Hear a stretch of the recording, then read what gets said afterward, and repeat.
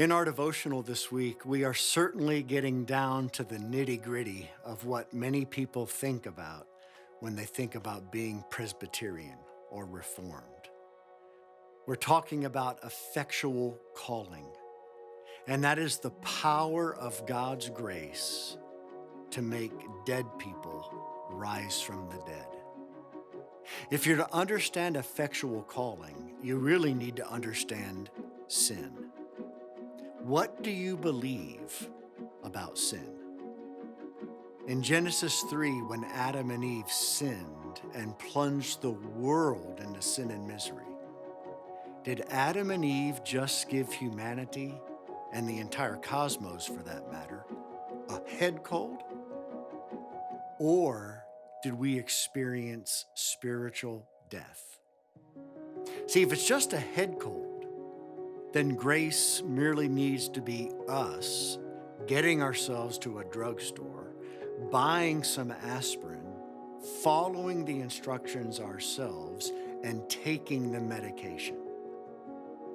That's what many people believe when it comes to the extent of sin. However, the Bible teaches that when Adam and Eve fell, we weren't plunged into a head cold. We were plunged instead into death.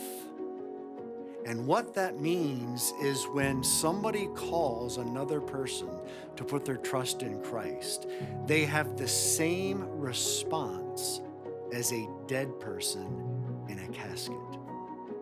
They're incapable. They're unable to respond.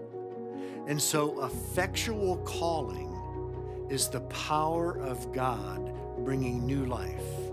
And in 2 Corinthians 4, 1 through 6, one of our passages this week, God compares effectual calling to what happened at creation. Remember in Genesis 1 and 2, when God created the heavens and the earth, and then he wanted to separate the light from darkness, he said, "Let there be light." And there was light. And the light separated from the darkness. Paul uses that same illustration when it comes to us, who are God's beloved. We are dead, we need resurrection, and God says, "Let there be life.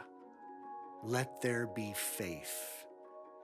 And when we hear the gospel, that miraculous resurrection granted by God occurs, and we rise up, trust Christ, and follow him. Give God glory for his sovereign grace.